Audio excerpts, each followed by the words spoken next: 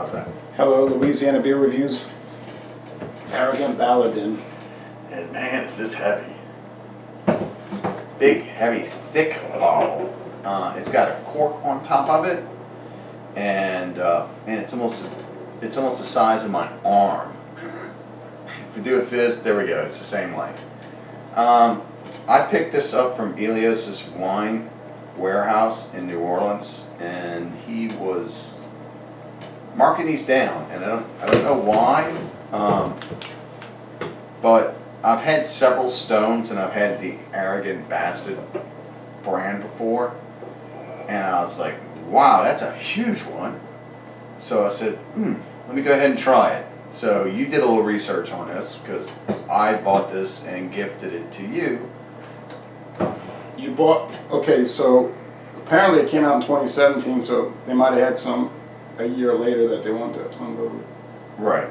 It's a strong ale, they say, made with, they're in collaboration with a company called Baladin, and it uses a gentian root, which is used to make bitters. It's from the Alps, Italian Alps, they make bitters with it. And this is also collaboration with Baladin.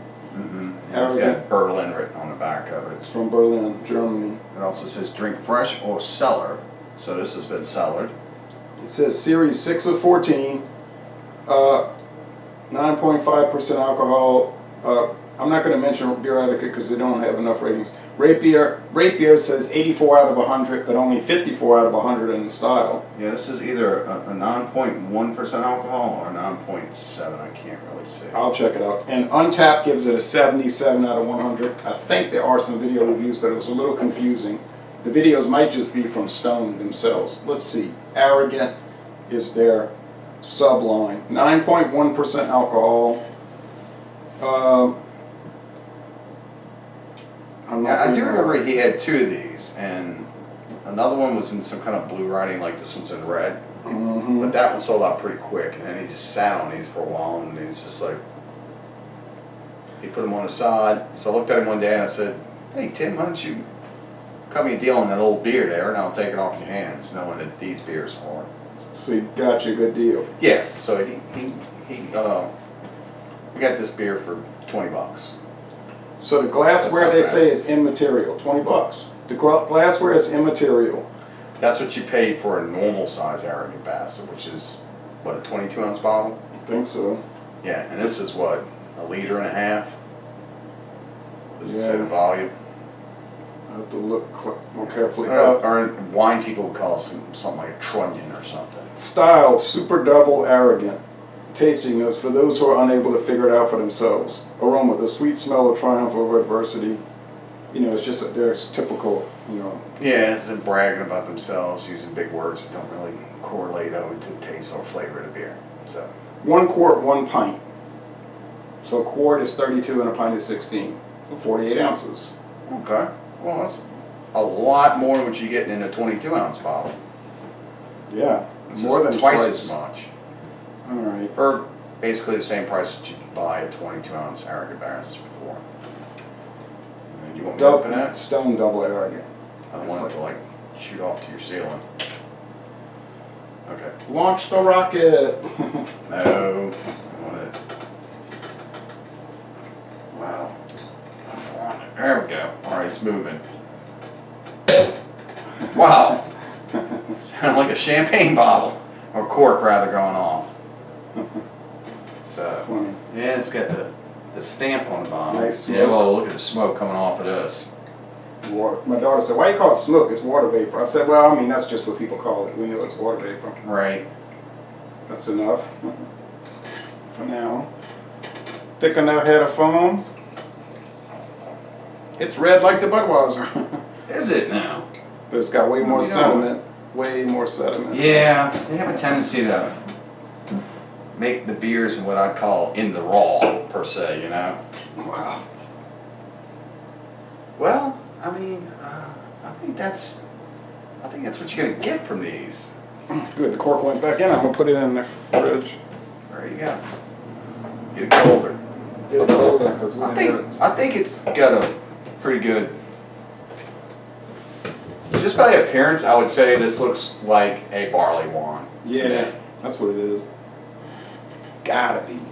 Smells like one of Yeah, those barley wines. it smells like a barley wine too, which is my understanding what a barley wine is it's just a American strong ale. Yeah, real strong ale. And they're usually raw beers. Smells kind of like Bigfoot.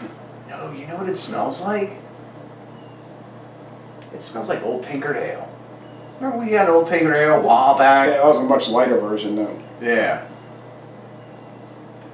Could be colder. It smells like, it tastes, or it smelled a little bit like that old foghorn from Anchor, you know, old foghorn. It's got that bitterness, man. You can taste it. That what you get with these And arrogant bastards. yeah. And Old Stock Ale, you know that one from North Coast, Old Yeah. Stock Ale.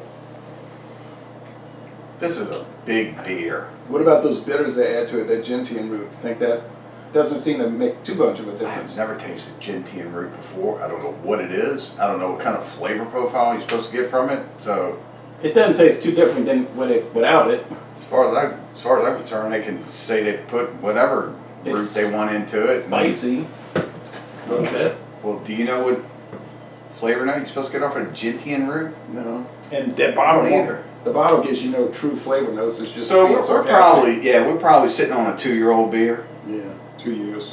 and it had number 1 on the bottle. I don't know if that meant anything. No, it said, or if you want to calculate it as 6 or 14.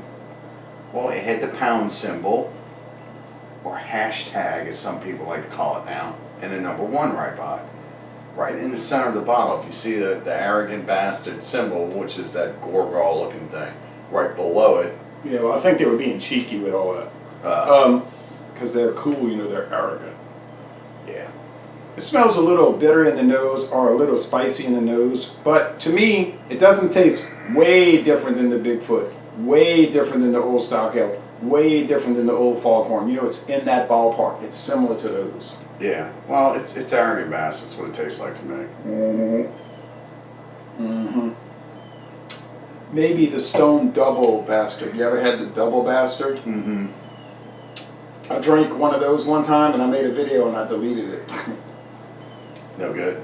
No, I drank the whole 22-ounce bottle. Well, you're not supposed to do that. And then the video didn't come out too nice. No, I guess it did. Well, I was learning, you know. All right, You got your state altered a little bit. things were not sharp. A little rough around the edges. If I drank that whole bottle, things would really not be sharp. All right. Oh, well, what would you score this? Give it an A. I mean, there's nothing wrong with it. Yeah, I'd say an 8, 95. And it's held up for 2 years too. It would probably hold up for 5, 6 years. Man, that big bottle, because the bottle's black.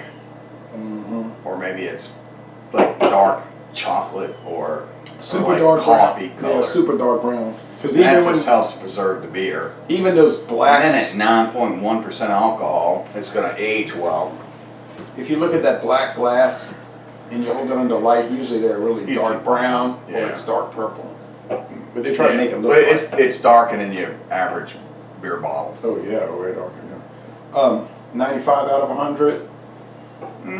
Yeah, I mean it's worth a decent score. It's a decent beer. There's absolutely nothing wrong with it. I'm actually surprised at how well it tastes for something that's 2 years old. The bitterness is kicking in now. The bitterness is still there. It's something you can expect to get from the hop varieties they use. What those are, I don't know. 'Cause they don't I have say. not looked it up. That doesn't And I say. don't. Yeah, I didn't really say anything. Well, However, there is some collaboration coming from somebody in Berlin. It said Berlin right there. So well, that's their headquarters for the Stone, okay. Stone Germany. When they had that going on real hot 2 years ago. And then Baladin, they collaborated. I think that's an Italian company. It was a good gift. Thanks for the Christmas gift. But now here we are during Easter season, the sixth Sunday of Easter when this is being recorded. and it's almost June. We're at the end of May. Yeah, it's been recorded. So It's when it's being recorded. it's sweet. Yeah. I want to comment on the beer. It's sweet. It holds up well. It's a fine barley wine. I don't really know what we're supposed to be tasting, but at other. Gentian root. No, Gentian I'm not root. really picking up anything unusual with that.